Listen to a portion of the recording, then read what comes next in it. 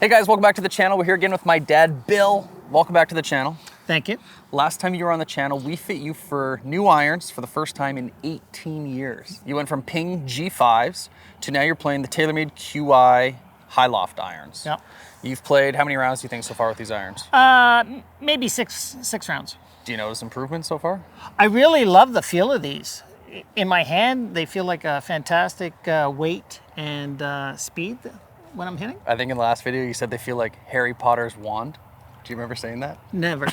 That was one of my favorite comments from the last video. If you guys haven't seen that video where I fit my dad, I'll put a link in the description of this video. You can check that out. But today we are taking a look at hybrids. So in your bag, you still have your old Ping 4 iron and 3 iron. Yes. And those might have been really easy to hit maybe 15 years ago. But I think some hybrids could improve and possibly replace those clubs.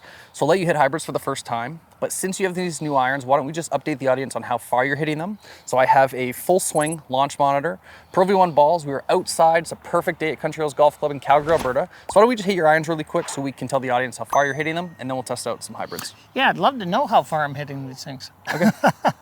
Let's find out. We'll start with your A wedge. So A stands for approach. Yep. That'll be like a gap wedge.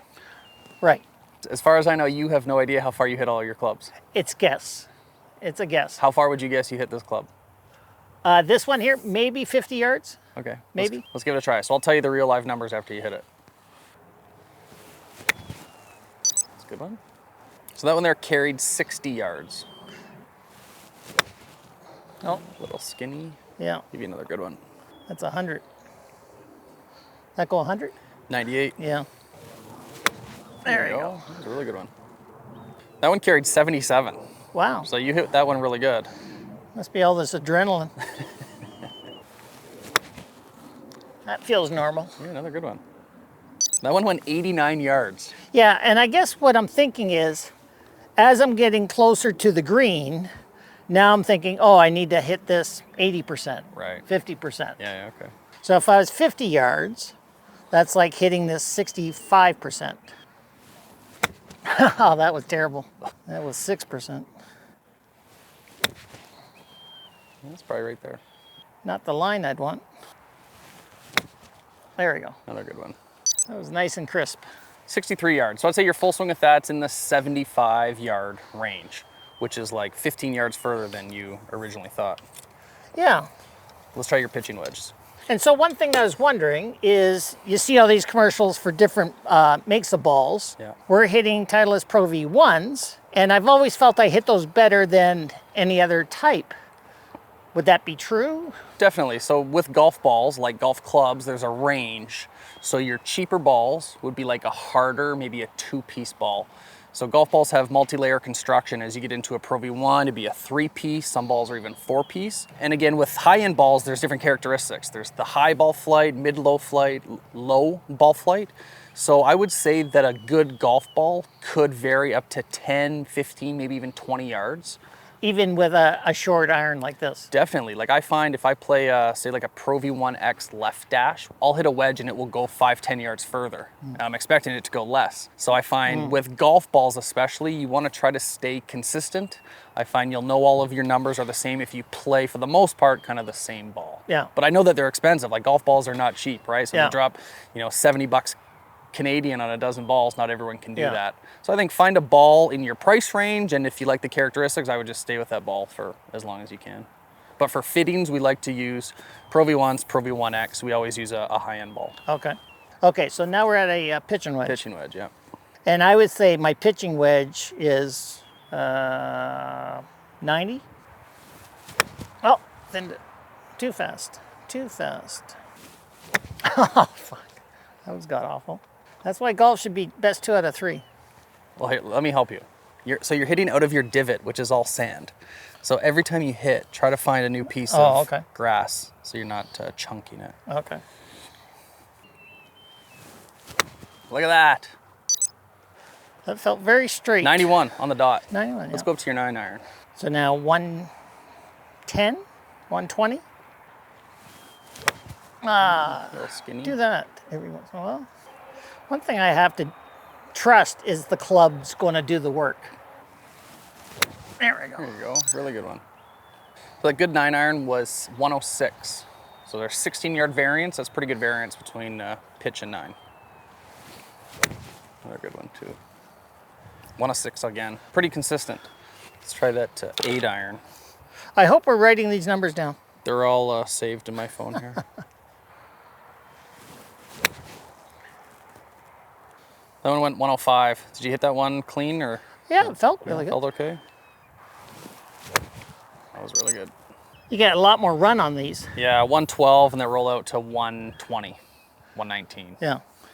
Let's try that 7. I find the club I used the most was the 5-iron. Oh, really? Yeah. Just because, you know, after my drive, I'm not going to be an 8-iron away. That's good. That one was the same distance as the previous club, so yeah, that was 108. That was crisp. I'm still only kind of 100 yards. I wouldn't mind teeing one up for you, give you a really good lie. As you're moving up in clubs, do you change your ball position or do you hit them all from the same ball position? Yeah, I'm looking center, maybe a little bit forward from center. Yeah, so typically I would say kind of More? your pitching wedge. Yeah, so I would say pitching wedge is like dead center of your stance. Yeah. And as you move up to 9, 8, 7, 6, 5, 4, move it like one ball closer to your front foot. Oh, okay. So I think we'll get a little bit more distance and a little more carry just as you start to move it towards your front foot. Look at that. Yeah. That was like a half-inch change. Yeah. See, that one 122. So we went from 108, you hit those last 3 irons kind of the same distance. And just as the lofts get lower, we want to move it up in our stance.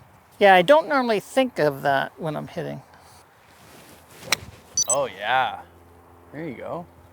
Now we're up to that 127. That was really good. That was your 7-iron? Yeah. How far did your old 7-iron go? I have no idea. I always think 150 for a 6. Okay, well this is the 6. So let's see how close we are. And this one we can get up a little bit closer to our front foot too. Right, okay. Because that's about where I hit my driver. Oh, so good. Yeah, that's way out there. Another good one.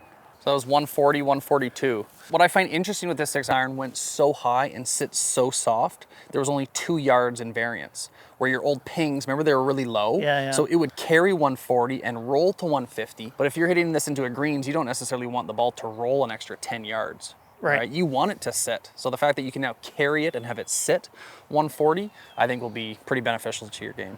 Okay. Let's go to the 5, because this is the last iron that you have in this new set.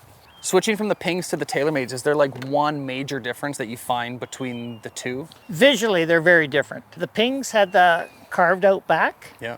where these seem very smooth. Mm-hmm. And just the feel of them. They just feel right in my hand.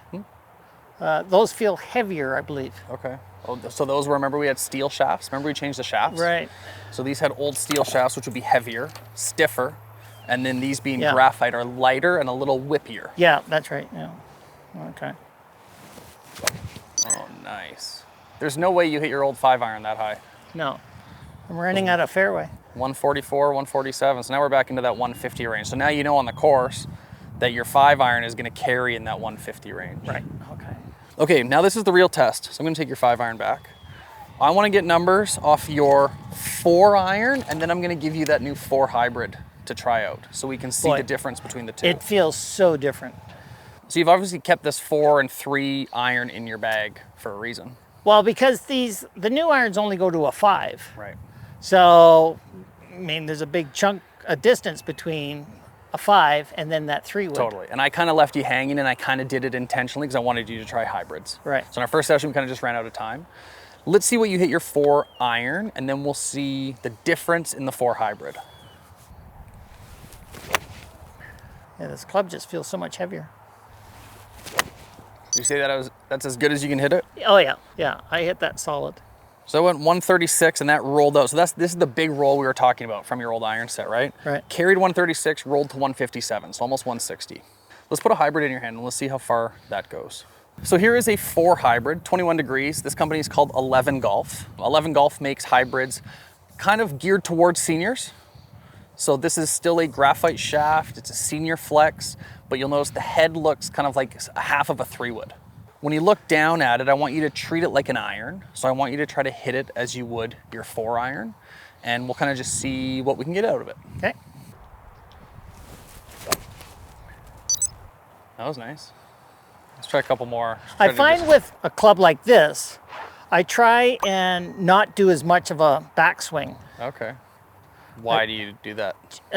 I'm thinking, because I think visually, even when I think about here, as far as I want to go, it's probably going further. Okay. No, I would just try to full swing it, like as if you're going to hit your 3-wood. However you would swing your 3-wood.